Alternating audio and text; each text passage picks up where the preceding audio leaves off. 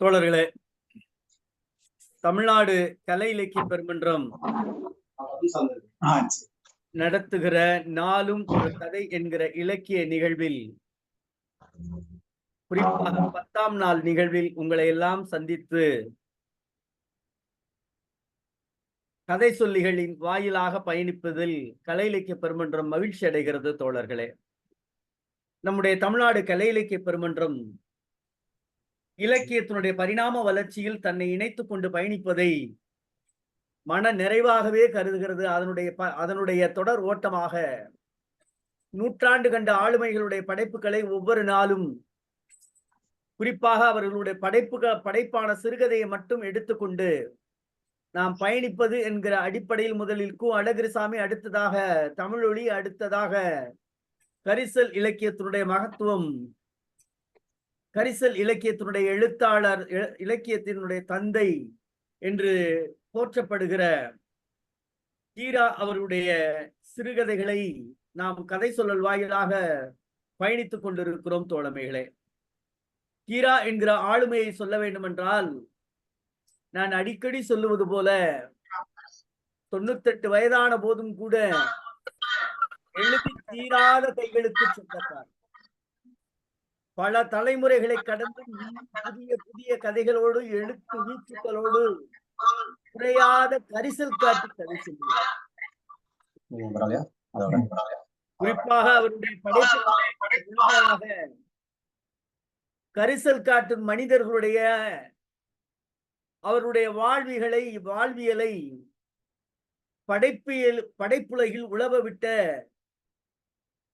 கரிசல் இலக்கியத்தின் முன்னத்தி ஆவார். நான் சென்ற பதிவுகளில் சொன்னது போல, கரிசல் வட்டார வழக்கிற்காக அகராதியை உருவாக்கிய ஒரு மகத்தான கரிசல் இலக்கியத்தினுடைய மாமனிதர் ஆவார். இடதுசாரி சிந்தனை கொண்ட இவர் களப்போராளி ஆவார். விவசாயிகளுடைய பிரச்சனைக்காக போராடி சிறையும் சென்றிருப்பதாக தரவுகளை பார்த்தோம்.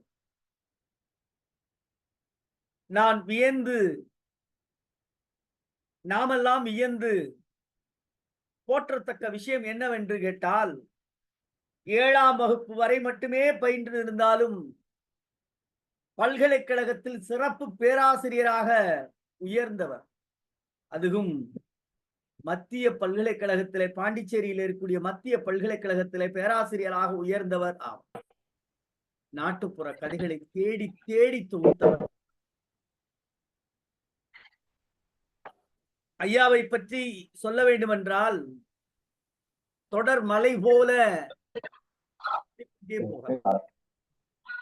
பெரும்பாலும் PhD என்கிற முனைவர் பட்ட ஆய்வாளர்கள் கீரா ஐயாவினுடைய எழுத்துக்களை தமிழகம் மட்டுமல்லாது தமிழ் முனைவரப்பட்ட ஆய்வு துறைகள் எங்கெல்லாம் இருக்கிறதோ அங்கெல்லாம் அவருடைய படைப்பிலக்கியங்களை ஆய்வு செய்கின்ற அளவில் தன்னுடைய படைப்பை இந்த உலகிற்கு தந்த மனிதர் ஆவார். அப்படிப்பட்ட படைப்பிலக்கியத்தினுடைய சொந்தக்காரரான ராஜநாராயணன் என்கிற கீரா அவர்களுடைய சிறுகதையான எழுத மறந்த கதை என்கிற கதையை இன்றைக்கு நம்மோடு கதை சொல்லல் வாயிலாக பயணிக்கக்கூடிய தோழர் இலக்கிய ராஜா ஆவார். அவர் பல்வேறு கவிதை தொகுப்புகளை வெளியிட்டிருக்கிறார். எரிபணி, ஹைக்கூ தொகுப்புகளுடைய விதை, புலித்துளி வானம், எழுத்துக்கள் விற்பனைக்கல்ல என்பதால் சந்தைப்படுத்தவில்லை, இதுவரை என எழுதி 8 சிறுகதைகளையும் எழுதியிருக்கிறார். சிறுகதை இனிய உதயத்திலும் ஏனைய சிற்றிதழ்களும் வெளியாகியுள்ளன இவருடைய படைப்புகள். இளைய பாரதம் வானொலி நிகழ்ச்சியில் 2 முறை கவிதை வாசித்திருக்கிற பேராளர் கவிஞர் ஆவார். இவருடைய கவிதைகள் 1990 முதல் 96 வரை சிற்றிதழ்களிலும் வணிக இதழ்களிலும் பிரசுரமாகி தமிழ் இலக்கிய உலகில் வளம் வந்திருக்கிறது. தற்பொழுது முகநூலில் மட்டும் படைப்பு இலக்கியத்தால் பயணிக்கிற இவர் 2003ஆம் ஆண்டு பாரதி பிறந்த நாள் விழா பொன்னிலன் மேலாண்மை பொன்னிச்சாமி, இளசை சுந்தரம் மற்றும் எழுத்தாளர்கள் கலந்து கொண்ட நிகழ்வில் பங்கெடுத்திருக்கிறார். 2010 சங்கத்தமிழ் விழா, ஹைக்கு நூற்றாண்டு விழா, தற்போது மாதந்தோறும் நடக்கக்கூடிய கவிதை போட்டி என ஓராண்டு நடத்தி ஜூன் மாதம் முடிந்துள்ளது என்று தன்னுடைய இலக்கிய பணிகளை தொடர்ந்து பயணிக்கக்கூடிய இலக்கிய ராஜா என்னும் தோழமை கதை சொல்ல வருமாறு தமிழ்நாடு கலை இலக்கிய பெருமன்றத்தின் சார்பாக தோழமையோடு அழைக்கின்றோம். தோழமையே வருக, கதை சொல்க.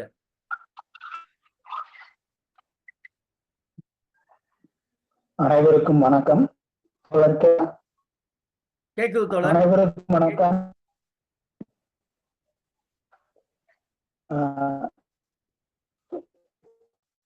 இணைந்தவர்களுக்கு முதற்க நன்றி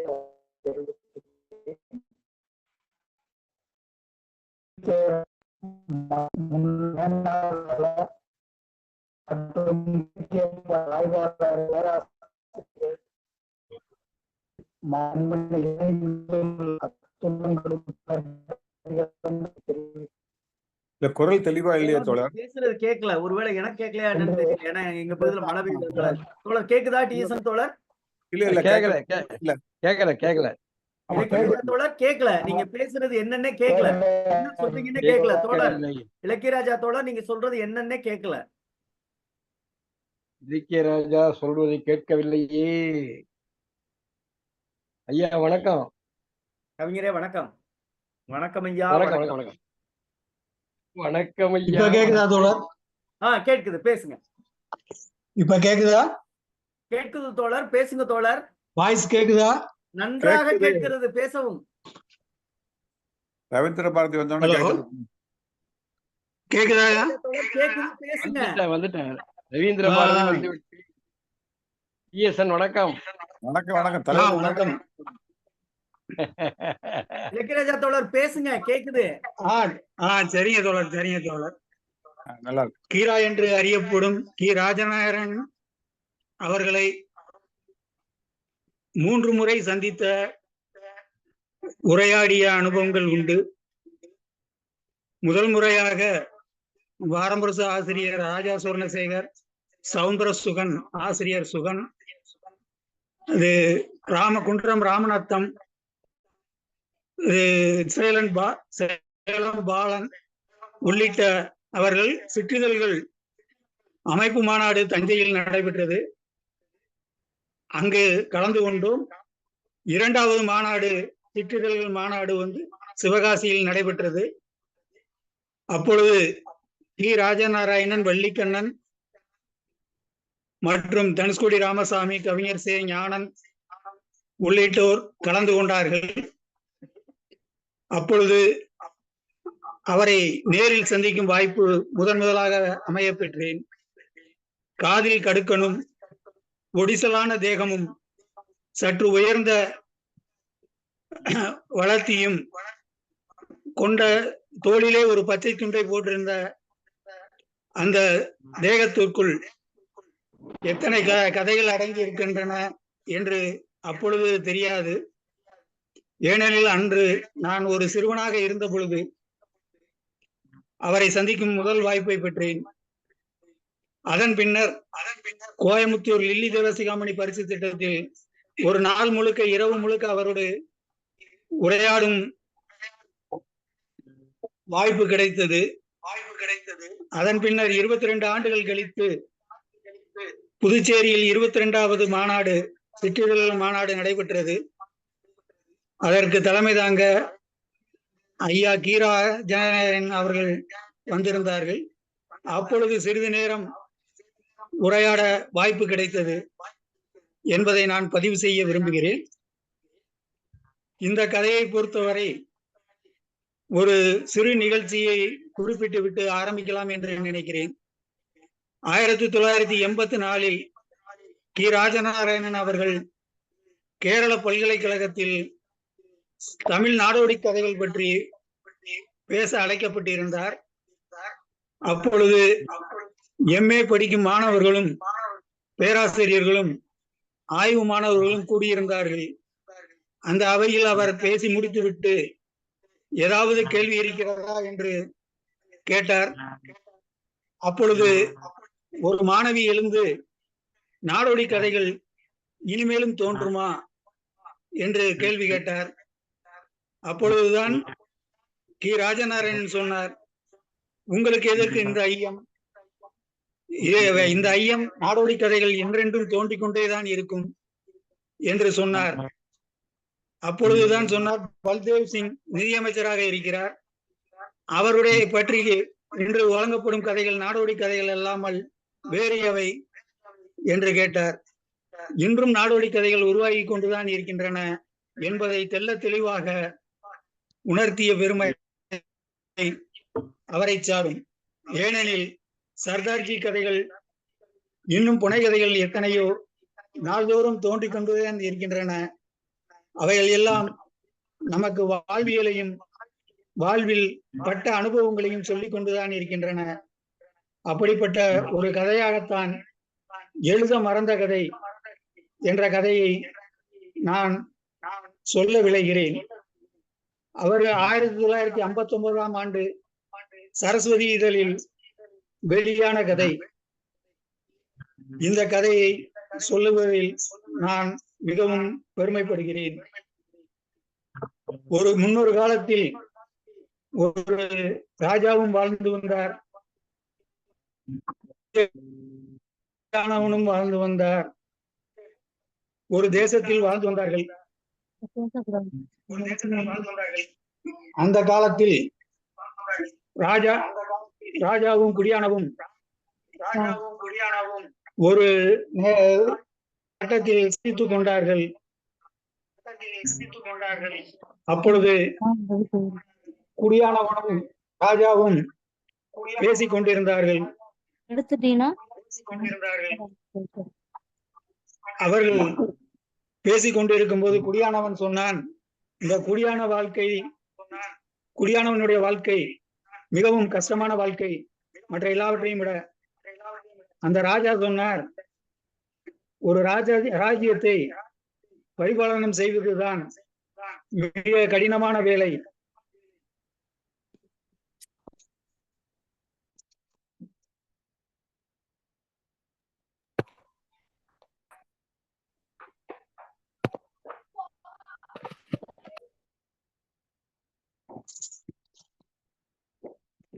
நாட்டை பரிபாலனம் செய்வது மிக கடினமான வேலை என்று சொன்னான் ராஜா. ஹலோ ஐயா, கேக்குதா?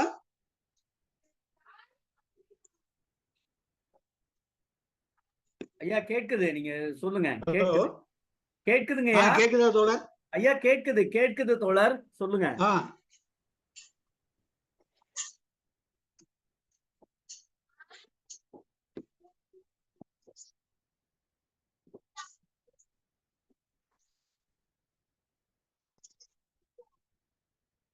தோழர் கேக்குதா? தோழர் கேக்குது. குடியானவன் சொன்னான், குடியானவனுடைய வாழ்க்கைதான் கஷ்டம் என்று. இருவரும் பேசிக்கொண்டே இருந்தார்கள். தர்க்கம் நீண்டு கொண்டே போனது. அப்பொழுதுதான் ஒரு ஏற்பாடு செய்யலாம் என்று யோசனை சொன்னார்கள்.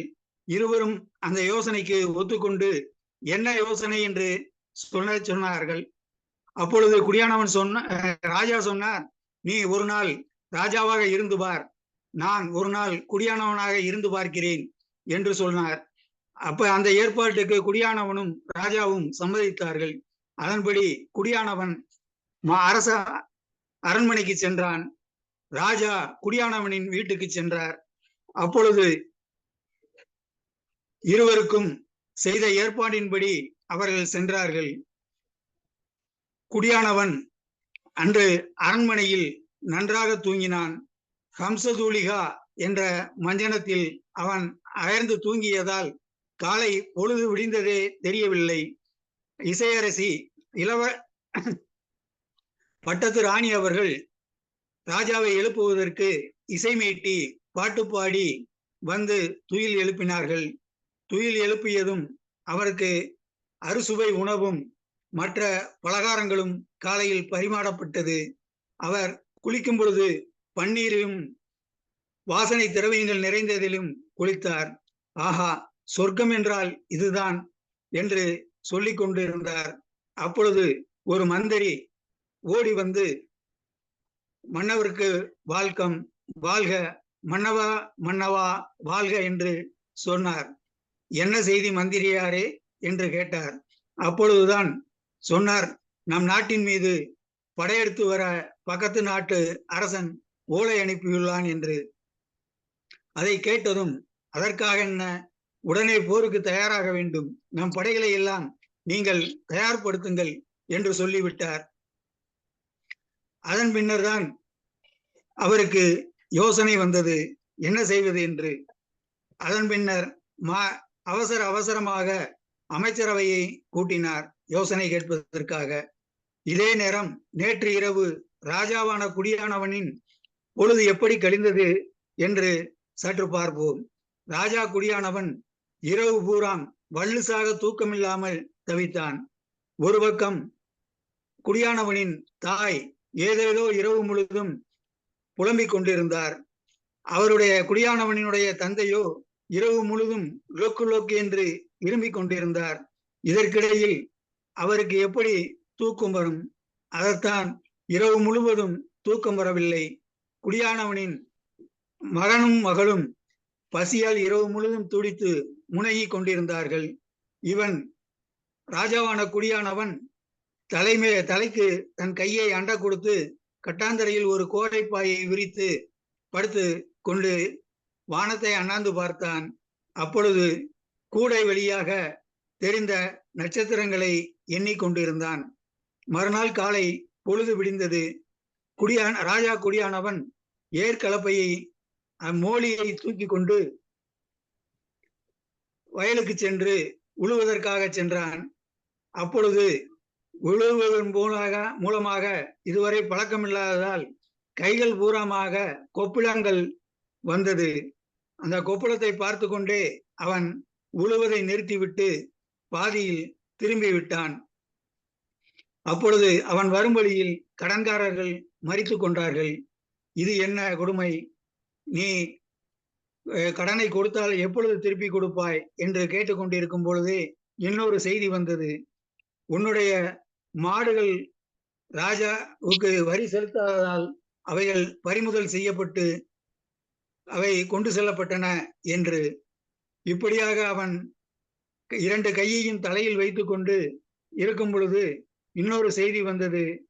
குடியானவனின் மனைவி கர்ப்பகாலம் நெருங்கியதால் வலியோடு மருத்துவமனைக்கு கொண்டு செல்லப்பட்டாள் என்று.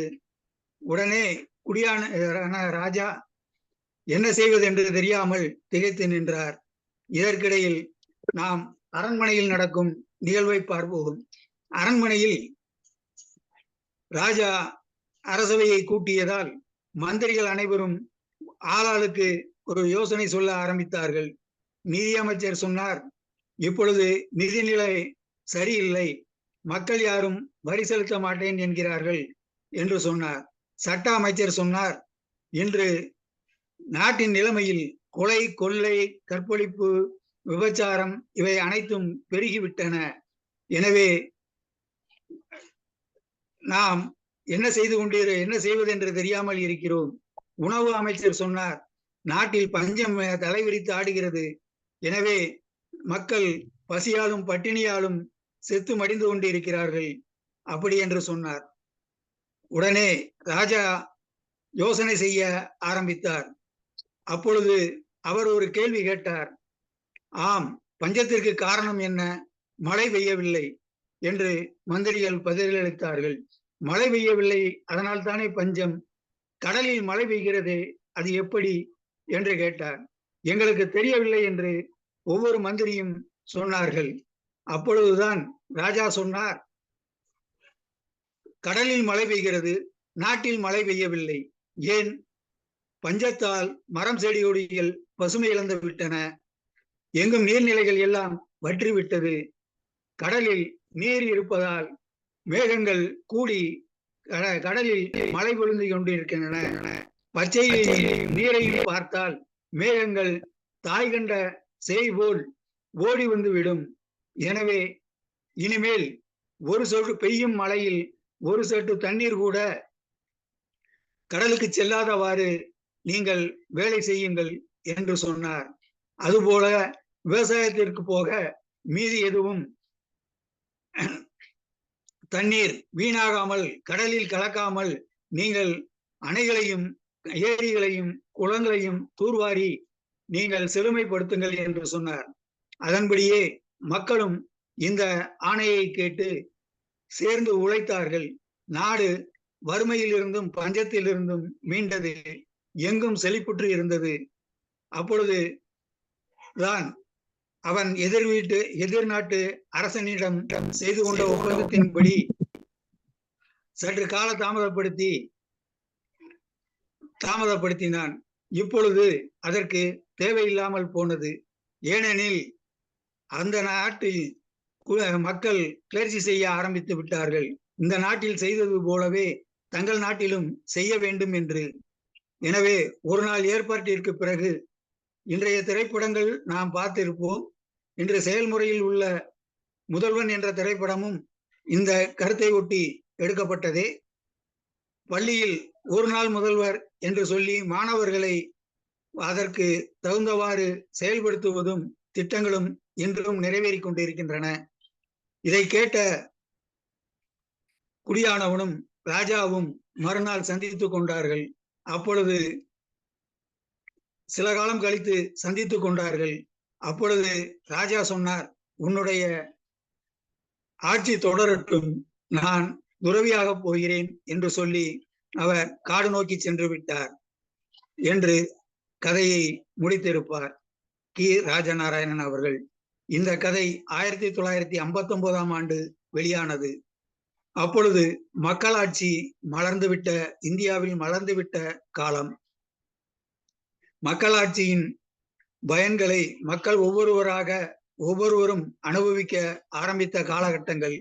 இன்று 75 ஆண்டுகளில் அது பயணித்துக் கொண்டிருக்கிறது. இன்றும் இந்த கதை எவ்வாறு செயல்பட்டு கொண்டிருக்கிறது. அன்று பொதுத்துறை நிறுவனங்கள் நிறைய உருவாக்கப்பட்டன. இன்று பொதுத்துறை நிறுவனங்கள் விற்கப்பட்டு கொண்டிருக்கின்றன என்பதில் ஆட்சி மாற்றங்களும் காட்சி மாற்றங்களும் இருந்து கொண்டிருக்கின்றன. மக்கள் நலனும் எவ்வாறு எண்ணப்படுகிறது என்று இந்த கதையின் மூலமாக, ஒரு சிறு கதையின் மூலமாக, எப்பொழுதும் படைப்பாளி தனக்குள் ஒளிந்திருக்கும் படைப்புகளின் வழியாக என்ன சொல்ல வருகிறாரோ அதை சொல்லி முடிப்பார். அப்படியாகத்தான் இந்த கதை முடிந்துள்ளது. எனவே இதுவரை கேட்ட அத்தனை தோழர்களுக்கும் செவிமடுத்த அத்தனை பேருள்ளங்களுக்கும் எனது நன்றியை தெரிவித்துக் கொள்கிறேன். வாய்ப்புக்கு நன்றி. அமைகிறேன். நன்றி, வணக்கம்.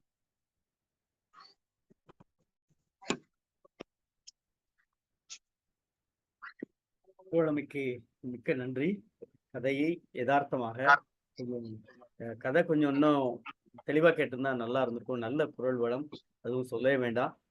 கதையை சரியாக கடத்தி இருக்கிறார். நல்ல ஒரு சில அந்த நினைவலைகளையும் அதோடு ஒப்பிட்டு கதையை நகர்த்தி நம்மிடம் கொண்டு வந்த ஒரு பெரும் சிறப்பை தோழர் இலக்கியராஜா அவர்கள் செய்திருக்கிறார். அவர் தமிழ்நாடு கலை இலக்கிய சார்பாக நெஞ்சம் நிறைந்த வாழ்த்துக்களையும் பாராட்டுகளையும் தெரிவித்துக் கொள்வதும் தோழமையே. இந்த கதையை தொடர்பான பின்னூட்டத்தை கவிஞர் ரவீந்திர பாரதி ஐயா தொடக்கி வைக்குமாறு கேட்டுக்கொள்கிறேன்.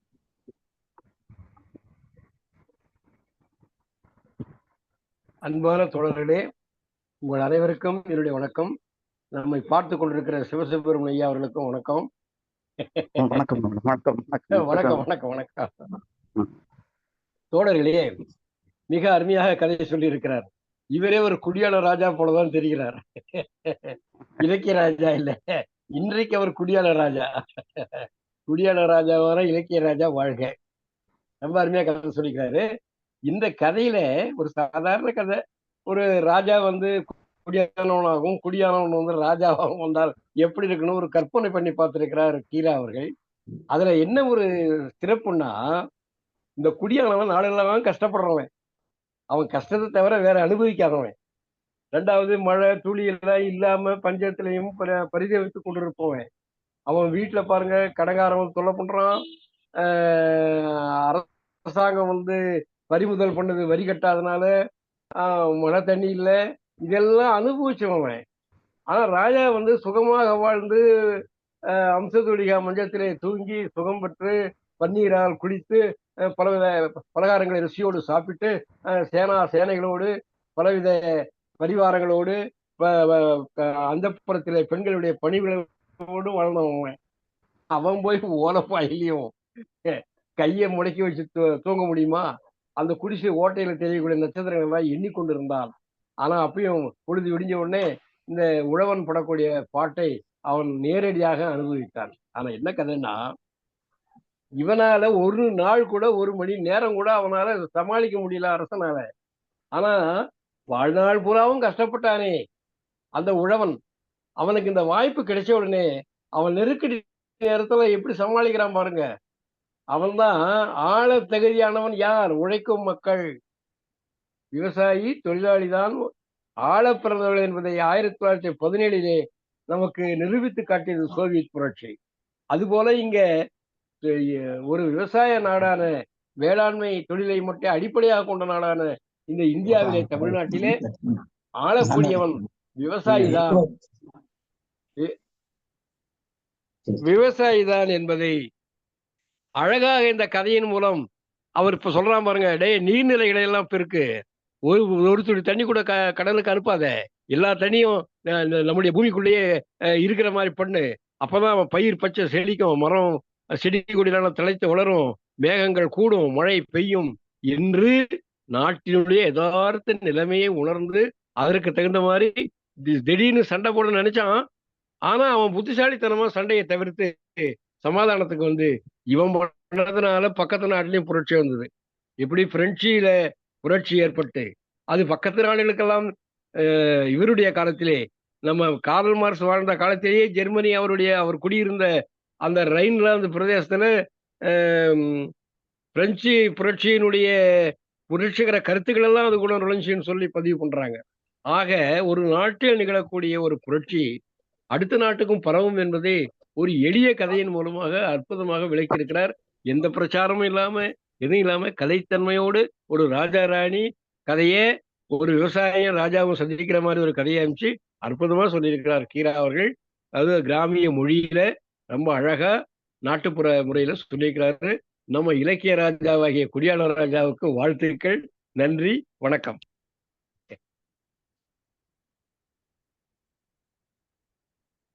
நன்றி, நன்றி தோழமையே. அடுத்ததாக சிவசுப்ரமணியன் தோழர். தோழர்கள் அனைவருக்கும் வணக்கம். நான் இன்னைக்கு கொஞ்சம் தாமதமாக இப்ப அவர் இலக்கிய ராஜா கதை சொல்லி முடிச்ச பிறகுதான் வந்தேன். இலக்கிய ராஜா கதை சொல்றத அழகிரிசாமி கதையை சொல்லும் போதே கேட்டிருக்கிறேன். அவர் திறமையாக சொல்லுவார். அவருக்கு பாராட்டுகளும் வாழ்த்துக்களும் சொல்லிக்கிறேன். இதுல ஏழைப்படுற கஷ்டம் அதிகம்.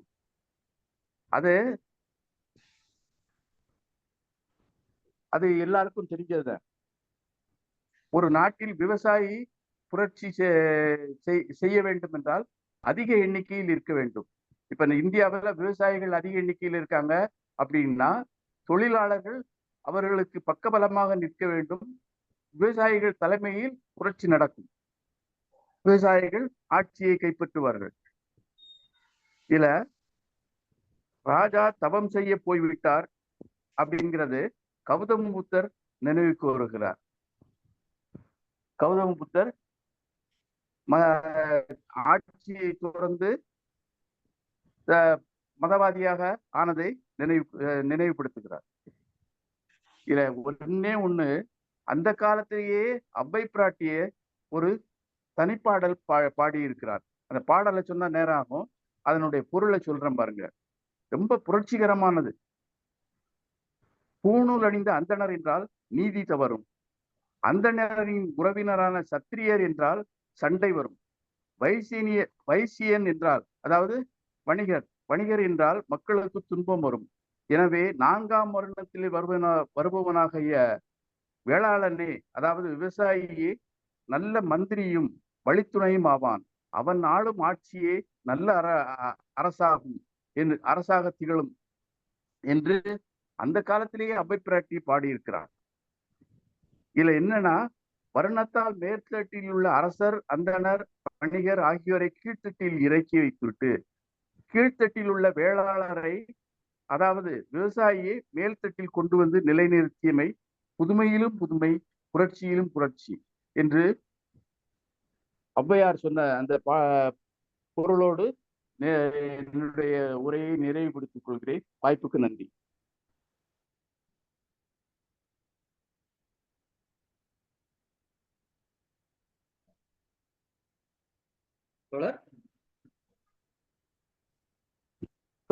சொல்லி முடிச்சிட்டேன். வாய்ப்புக்கு நன்றி. நன்றி தோழமை. அடுத்ததாக கணேசன் சாத்தூர் தோழர். தோழர்கள் அனைவருக்கும் வணக்கம். இன்றைய கதையை இலக்கியராஜா அவர்கள் மிகவும் சிறப்பாக சொன்னார்கள். ஒரு யதார்த்தமான ஒரு கதை தான். பார்க்கும் பொழுது ஒரு அரசன் இருக்கிறான், ஒரு குடியானவன் இருக்கிறான். ஆளத் தெரியாத அரசன் ஆண்டு கொண்டு இருக்கும் போது அத்தனையும் அடிமட்டங்கள் சொல்ற மாதிரிதான் அதனுடைய ஆட்சி இருக்கு. அது ஏன்னு சொன்னா, அரசர் நான் குடியானவனா இருக்கிறேன்னு சொல்றாரு.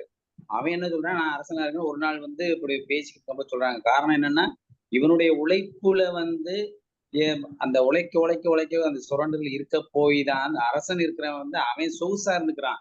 ஆனா சொகுசா இருந்துட்டு நாட்டுல எத்தனையோ பிரச்சனைகள் இருக்கத்தான் செய்யுது. அப்ப இத்தனை பிரச்சனையும் இருந்தா கூட அவன் மட்டும் சொகுசா இருந்து சர்வாதிகாரம் பண்ணிட்டு மத்ததை பூரா கெடுத்து விட்ட மாதிரி. அப்ப மத்ததை பூரா கெடுக்கிறான் அப்படின்னு சொல்றத அதை வெளிப்படையா சொல்லாம இந்த குடியானுடைய வாழ்க்கை எப்படி இருந்துச்சுன்னு சொல்ற போது பார்த்ததான் அவன் குடியானவன் என்னுடைய வாழ்க்கை அப்படி இருக்கு, ரொம்ப கஷ்டமா இருக்கு அப்படிங்க. ஆனா இவனுக்கு ஆட்சி செய்யறது கஷ்டமா இருக்காங்க. சொகுசா இருந்தா கூட ஆட்சி செய்யறது கஷ்டமா இருக்காங்க. அதுக்கு பிறகுதான் இவன் குடியானவனுக்கு அந்த ஆட்சி வந்த உடனே அவங்க ஒவ்வொரு மந்திரியும் ஒவ்வொரு காரணத்தை சொல்றாங்க. அப்ப இப்படியெல்லாம் காரணங்கள் சொல்றாங்கன்னா எந்த விதமான திட்டங்களும் இல்லாமல் ஒரு அந்த ஆட்சியை எப்படி செய்யணும்னு முடியாமல் அந்த நிலைமை இருக்குது.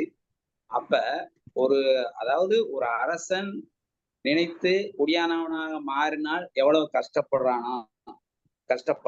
அவன் என்னதான் நினைச்சாலும் அவன் குடியானவனா மாறி அவன் வேலை செய்யவே முடியாது. ஆனால் ஒரு குடியானவன் நினைத்தால் அரசால முடியும் என்று சொல்வதாக இருக்குது இந்த கதை.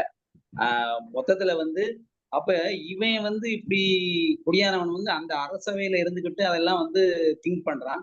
ஆனா இங்க ஏன் திங்க் பண்ண முடியல, ஏன் அதே சூழ்நிலை இங்க பண்ண முடியலன்னா, இவன் ஒரு தனிப்பட்ட குடியானவனா இருக்கும் போது அவனால பண்ண முடியல. அந்த அரசை ஆளும் போதுதான் அவனுடைய சட்டத்தின் அமைச்சர்களை வச்சு நம்ம ஆலோசித்து அதை செய்ய முடியுது. அப்படிங்கிற மாதிரி இந்த கதையை கொண்டு போயிருக்காங்க. மிகவும் அருமையான கதை. வாழ்வனும் வாழ்த்துக்கள். நன்றி. நன்றி தோழமையே, மிக்க மகிழ்ச்சி. அடுத்ததாக பாலத்தோழர் எதுவும் பேசுறீங்களா? இன்னைக்கு கருத்து சொல்லுங்க. தோழர்களே வணக்கம். கதை நம்ம கதை சொல்லி ரொம்ப நல்லாவே சொன்னாங்க. ஒரு அருமையான கதையாகவே நான் அந்த கதையை நான் உணர்கிறேன். இந்த கதை நம்ம கீரா எழுதும் போது ஏதோ ஒரு வார் காலத்துல ஏதோ வார் இந்த பின்னாடி இருக்கு, வாரை மையப்படுத்தி தான் அந்த கதையை எழுதியிருக்கணுங்கிற மாதிரி எனக்கு முதல்ல தோன்றது. ஒண்ணு, ஒரு ஆட்சி எப்படி இருக்கணும் அப்படிங்கிறத சொல்லியிருக்கிறாங்க. எனக்கு அதை விட இதுல நான் பாக்குறது என்னன்னா, இன்னும் சில நாடுகள்ல அந்த ஆட்சியாளர்கள் இந்த கதையை படிக்கணும் அப்படிதான் நினைக்கிறேன். ஒரு ஆட்சியாளர் இந்த ஏசி ரூம்ல இருந்துகிட்டே திட்டம் போடுவாங்க. அப்படி ஏசி ரூம்ல இருந்து திட்டம் போட்டா அந்த நாடு ஜெயிக்காதுங்கிறதுக்கு இது நல்ல ஒரு உதாரணம். ஒரு ஆட்சி எப்படி இருக்கணுங்கிறத எங்கே இருந்து பார்க்கணும் அப்படிங்கறத இந்த கதையில சொல்லியிருக்கிறாங்க. ஒரு அடிமட்ட தொண்டன், ஒரு சாதாரண ஒரு கிராமத்து மனிதன், ஒரு குடியானவனுடைய அந்த இடத்துல இருந்து அந்த ஆட்சியை பார்க்கணும். அப்படி பார்த்தாதான் அந்த ஆட்சி நல்லா இருக்கும் அப்படிங்கறதான் நான் இந்த கதையில உணர்றேன். இது குடியானவனால் ஒரு சிறந்த ஆட்சியை தர முடியும், குடியானவனுக்கு ஒரு பேர் கிடைக்குது இல்லையா? ஆனா இதுக்கு கூட அந்த ராஜா தான் காரணம்னு நினைக்கிறேன். ஒரு நல்ல ராஜ்யத்தை நல்லா நடத்தி தவம் செய்ய காட்டுக்கு போயிடுறாரு இல்லையா? அது நல்ல ஒரு உதாரணம். இந்த மாதிரி ஒரு ராஜா நமக்கு இந்தியாவுக்கும் கிடைக்கணுங்கிறத நான் விரும்புறேன். இந்த 5 ஆண்டு திட்டங்கள்லாம் நேரு கொண்டு வந்தாரு. அப்படிதான் குடியானவன் யதார்த்த நிலையா இருந்து யோசனை பண்றாரு. அப்படி இருந்ததுனாலதான் அந்த நாடை வளர்க்க முடிந்தது. சோ இந்த கதை இந்தியாவுக்கும் பொருத்தமான கதையாக உணர்கிறேன். ஆனா ஒரு குடியானவனும் இந்தியாவுக்கு தேவை, அது மாதிரி நான் ராஜாவும் இந்தியாவுக்கு தேவை. அதனாலதான் எழுத மறந்த தலைப்பு என்னவா இருக்கும் அப்படின்னு நான் நினைச்சேன். இன்னொரு செய்தி, ஏதோ ஒரு இந்த கருத்தை வந்து மக்களுக்கு சொல்லணும், இதுவே யாருமே சொல்லல, திடீர்னு எனக்கு இப்படி ஒரு யோசனை வந்திருக்கு அவருக்கு, அதனாலதான் எழுத மறந்த கதை அப்படின்னு தலைப்பு வச்சிருக்கிறாருங்கிற மாதிரி நான் கண்ணோட்டத்துல பாக்குறேன்.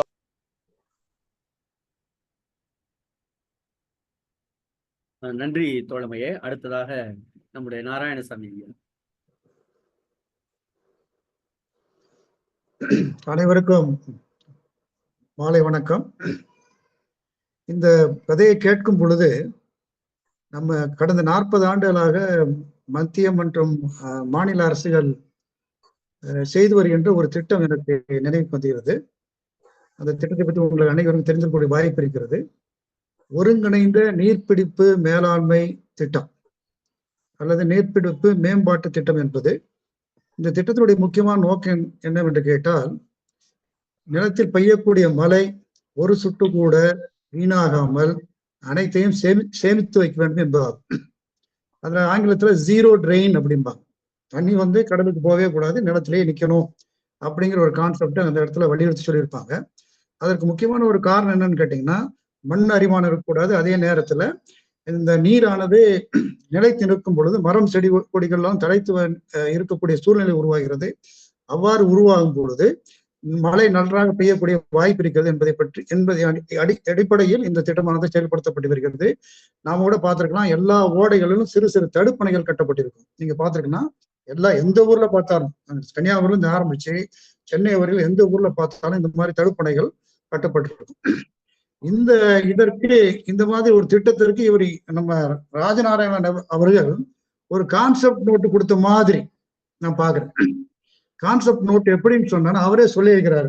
அந்த விவசாயி சொல்றாரு, என்ன சொல்றாருன்னு கேட்டீங்கன்னா, கடல்ல நல்லா தண்ணி விழுது, பிரச்சனையே இல்லை, இங்க ஏன் தண்ணி விழ மாட்டேங்குது, மழை பெய்ய மாட்டேங்குது அப்படின்னு சொல்லி வரும்பொழுது, இங்க வந்து என்னன்னு கேட்டீங்கன்னா பச்சை இல்லை, அதனால மழை பெய்யல. அதனால நீங்க என்ன பண்ணீங்கன்னு கேட்டீங்கன்னா, இருக்கின்ற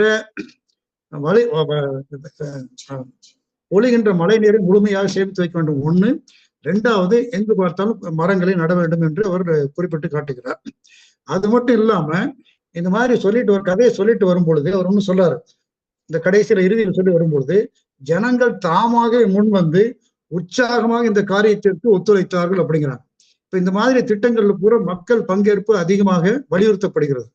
இப்ப நம்ம காலத்துல சுதந்திர தினத்துக்கு முன்னாடியே இந்த மக்கள் பங்கேற்பு இருந்தாலும் கூட இந்த மக்கள் பங்கேற்பு என்பது ரொம்ப ரொம்ப முக்கியம். அதான் வலியுறுத்தி இந்த கதையில சொல்லியிருக்கிறாங்க. சோ அந்த வகையில் பார்க்கும் பொழுது ஒரு கான்செப்ட் நோட்டு 1959 கீழே அவர்கள் கொடுத்து விட்டார்கள் என்பதை பார்க்கும் பொழுது மிக மிக மகிழ்ச்சியா இருக்கிறது ஒண்ணு. 2வது வந்து ஒவ்வொரு கதையிலும் ஒரு விழுமியத்தை வலியுறுத்தி சொல்கிறார். ஒண்ணு என்னன்னு கேட்டீங்கன்னா, இந்த விவசாயிற்கார் தான் வந்த பாதையை மறக்காமல் மிக எளிமையாக அந்த அரச போகங்களை அனுபவிக்காமல் தன்னுடைய அரசாங்கத்தை பரிபாலிக்க ஆரம்பித்து விட்டார் ஒண்ணு. 2வது, தனக்கு இனிமேல் வேலையில் ஒரு நல்ல நம் நாட்டிற்கு ஒரு நல்ல அரசன் கிடைத்து விட்டான், இந்த நாட்டு மக்களையும் நல்ல முறையில் நடத்தி செல்லக்கூடிய ஒரு அரசன் கிடைத்து விட்டான், இனி நமக்கு வேலை இல்லை என்ற உறுதியோடு இந்த அரசன் துறவரம் பூண்டு காட்டிற்கு சென்று விடுகிறான் அப்படின்னு சொல்லி முடிச்சிருக்கிறார். ரொம்ப அருமையான கதை சொன்னவர் மிக அருமையாக சொன்னார்கள். இந்த கதையை கேட்கும் பொழுதும் மிக நன்றமாக இந்த சூழலையும் பொருத்தி பார்க்கக்கூடிய அளவிற்கு இந்த கதை அமைந்திருக்கிறது என்பதை பார்க்கும் பொழுது மகிழ்ச்சி அடைகிறேன். வாய்ப்பு கொடுத்த அனைவருக்கும் என்னுடைய மனமார்ந்த நன்றியை தெரிவித்துள்ளேன். நன்றி தோழமையே. வேற யாராவது இருக்கீங்களா, இல்லைன்னா நிறைவா பொதுச்செயலாளர்? ஓகே, முத்துத்தோழர் எதுவும் சொல்றீங்களா? முத்துத்தோழருங்க, இலக்கியராஜா தோழர், முத்துத்தோழர்னு வருது. இலக்கியராஜா தோழர் எதுவும் சொல்றீங்களா? இலக்கியராஜா தோழர். ஹலோ தோழர், வணக்கம். நான் நித்யா பேசுறேன். சொல்லுங்கம்மா. தோழர் வாழ்த்துக்கள். இலக்கியராஜா தோழருக்கு வாழ்த்து சொல்லலான்னு தான் வந்தேன். நான் கொஞ்சம் லேட்டா தான் இணையத்துல இணைஞ்சேன். நல்ல செயல்பாட்டாளர், நல்ல கம்பீரமா கதை சொன்னாரு. வாழ்த்துக்கள் தோழர். நன்றி தோழர். இலக்கியராஜா தோழர் எதுவும் சொல்றீங்களா, இல்லைன்னா பொதுச்செயலாளருக்கு போறேன்? யாராவது உங்களுக்கு உதவி பண்ணுங்களேன், அவங்க மைக் ஆன் பண்றதுக்கு இது பண்றாங்கன்னு நினைக்கிறேன். பேசுங்க. செயல்படக்கூடிய ஒரு படைப்பாளி கற்பனையில் அல்ல, நிஜத்தில் அவர்களுக்கு அந்த சூழ்நிலை உருவாகும். ஏனெனில் படைப்பாளி என்பவன் மக்களோடு வாழ்ந்து அவர்களின் கஷ்ட நஷ்டங்களை எழுதுவதால் இந்த திட்டம் செயல்படுத்தப்பட்டது என்பதை நாம் அனுபவபூர்வமாக அறிந்து கொண்டதில் தோழர் பகிர்ந்து கொண்டதிலும் மிக்க மகிழ்ச்சி. நன்றி தோழர். நன்றி தோழமையே. பொதுச் செயலாளரே வணக்கம். நீங்க நிறைவா வணக்கம் பொதுச் தோழர் அனைவருக்கும் வணக்கம். மிக சிறிய கதையா இருந்தாலும் இலக்கியராஜா தோழர் வந்து அவருடைய அந்த ஹிஸ்டரி சொன்னாரு. எந்த மாநாட்டிலிருந்து யார் யாரையெல்லாம் கூப்பிட்டு வள்ளிக்கண்ணன், ஹீரா, ஒரு விருதுநகர் மாவட்டத்தில் கலை இலக்கிய செயல்பாடுகளுக்கு ஒரு மையமாக ஞானன் இருந்த போது சிவகாசி திகழ்ந்தது. அப்படி கவிஞர் ஞானனோடு இணைந்து பணியாற்றிய ஒரு மூத்த தோழர். இன்றைக்கும் அந்த கிளை மாதம் ஒரு கவிதை போட்டியை நடத்துவதற்கு முதுகெலும்பாக இருக்கக்கூடியவர் இலக்கியராஜா தோழர் அவர்கள்தான். அந்த வகையில் இலக்கியராஜா தோழர் மிக அருமையான செயல்பாடுகளோடு மிக அருமையாக கதையை சொன்னார். இது ஒரு சின்ன கதை தான். நீங்க பாலு தோழர் சொன்ன மாதிரி எழுத மறந்த கதைன்னு ஏன் இதுக்கு வச்சார் அப்படின்றது எல்லாமே நம்ம ஆய்வுக்குட்படுத்தலாம். இதுல நீங்க வந்து ஜனநாயகம் அப்படின்றது பெரும்பான்மை ஆட்சின்னு நம்ம சொல்றோம். ஆனா உண்மை எப்படி இருக்குன்னா, சிறுபான்மையினரான கார்பரேட்டுகளுக்கு ஆதரவான ஆட்சியா தான் எல்லா நாடுகளையும் இருக்கு. ஏங்கல்ஸ் ஒரு தடவை சொல்றப்ப சொல்வார், இது பெரும்பான்மையான சொத்தில்லாத மக்கள் சேர்ந்து சிறுபான்மையாக இருக்கக்கூடிய சொத்துடைய மக்களின் நலனுக்கான அரசை தேர்ந்தெடுக்கிறாங்க. இது வந்து மாறுமா? மாறும்போது அந்த சொத்து உள்ளவர்கள் அந்த ஜனநாயகத்தை என்ன செய்வார்கள் என்றே தெரியாதுன்னு முடிச்சிருவார். அதை வந்து ஒரு கற்பனையா இவர் வந்து கீரா வந்து மாத்தி பார்க்க, நீங்க குடிமக்கள் சொன்னபடி குடியாட்சி, மேன்மையுற குடிமை நீதி அப்படின்னு பாரதி சொன்னத அப்படியே பாரதி என்ன குடிமக்கள் சொன்னபடி, பெரும்பான்மை யாருன்னா குடிமக்கள் தான், அவங்க சொன்னபடிதான் அரசு நடக்கணும், அவங்களுடைய மேன்மைக்காண்டிதான் அரசு இருக்கணும். நீங்க 21ஆம் புலிகேசின்னு நினைக்கிறேன், அந்த வடிவேலனுடைய படத்துல இதே மாதிரி ஒரு காட்சி வரும். ஒருவேளை இந்த கதையை தான் அப்படி எடுத்தாங்களான்னு தெரியல.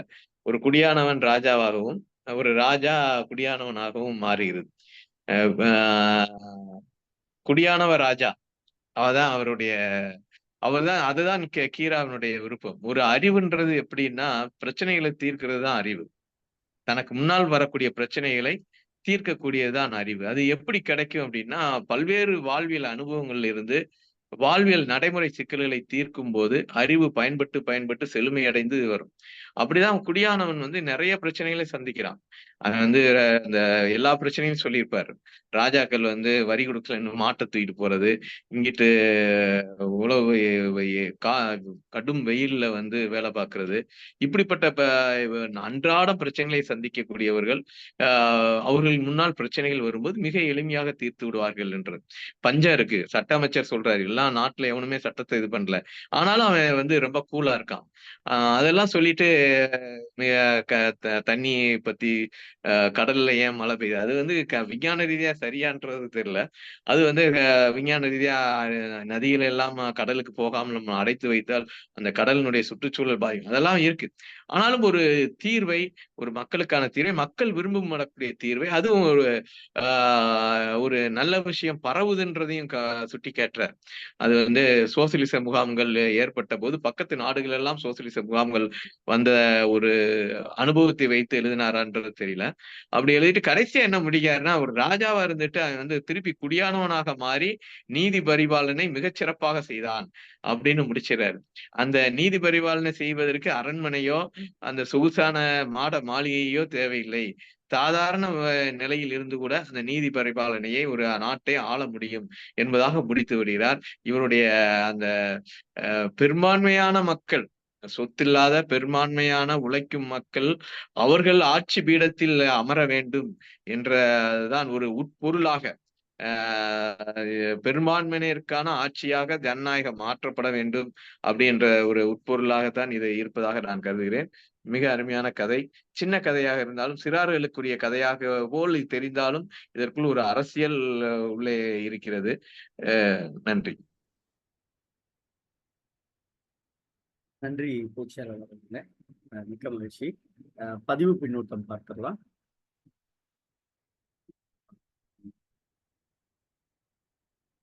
பாண்டிச்செல்வம் என்கிற சங்கீதா ஆசிரியர் தோழர் அனுபவபூர்வமாகவும் உரத்த குரலில் தெளிவாகவும் கதை சொல்லிய விதம் மிகச் சிறப்பு, மிக்க நன்றி ஐயா அப்படின்னு போட்டிருக்காங்க.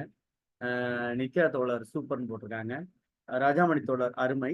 ஒரு விவசாயி அரசாள முடியும், அரச வாழ்வு அனுபவித்தவர்கள் உழைக்க முடியாதவர்கள் துறவி ஆகி விடுவார்கள் என்கிற பதிவை தந்திருக்காங்க. பத்மாகுரு தோழர் மக்களின் வாழ்க்கை போராட்டங்களை அறிந்த அனுபவங்களை ஒருவனே நல்லாட்சி தர முடியும் என்ற கருத்தை பதிவு செய்யும் அருமையான கதை. இன்றைய கதை சொல்லி ஐயா அதை சிறப்பாக எடுத்துரைத்தார். அருமையான கதை சொல்லல் அப்படின்னு போட்டிருக்காங்க. சூர்யா நியூ ஜெர்சி தோழர் கதையை சிறப்பாக கூறினார், வாழ்த்துக்கள் தோழர்களே அப்படின்னு போட்டிருக்காங்க. பதிவு பின்னூட்டம் தந்த தோழமைகள் அத்தனை பேருக்கும் தமிழ்நாடு கலை இலக்கிய பெருமன்றத்தின் சார்பாக நெஞ்சம் நிறைந்த வாழ்த்துக்களையும் பாராட்டுகளையும் தெரிவித்துக் கொள்கிறோம். தோழமைகளை பொதுச்செயலாளரே, நாளை நிகழ்வுக்கு போயிடலாமா?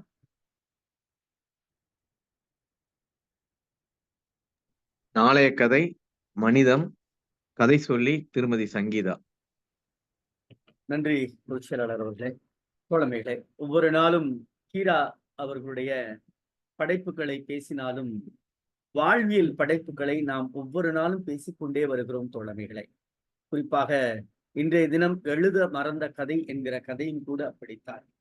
மனித மனங்களை பதிவாக தந்திருக்கிற கீராவினுடைய படைப்புகளை ஒவ்வொரு நாளும் நாம் முன்னெடுத்து சொல்லுவோம். அதை சிறப்பாக தன்னுடைய நடையில் அதை எனக்கு ரொம்ப பிடிச்ச விஷயம் என்ன அப்படின்னா, அவர்கள் ஒரு ஒப்பீடு பண்ணாங்க. அந்த காலகட்டத்தில் நடந்த ஒப்பீடுகள், குறிப்பாக 3 முறை நான் கீரா அவர்களோடு உரையாடுவதற்கான வாய்ப்பு கிடைக்கப்பட்டது என்கிற செய்தியை பகிர்ந்து கொண்டு கதையை தொடங்கினார்கள் தோழர் இலக்கியராஜா அவர்கள். ஆகவே கதையை தான் சொல்ல வருகின்ற அந்த கீரா உணர்த்த விரும்புகிற அந்த நிகழ்வை நம்முடைய கதை சொல்லல் வாயிலாக பதிவு செய்த தோழர் இலக்கியராஜா அவர்களுக்கு தமிழ்நாடு கலை இலக்கிய பெருமன்றத்தின் சார்பாக நெஞ்சம் நிறைந்த வாழ்த்துக்களையும் பாராட்டுகளையும் சொல்லி தோழமைகளே, நாளை தினம் இரவு 8 மணிக்கு கீரா அவர்களுடைய படைப்புகளோடு தமிழ்நாடு கலை இலக்கிய பெருமன்றம் உங்களோடு நன்றியும் வாழ்த்துக்களும். நன்றி, வணக்கம்.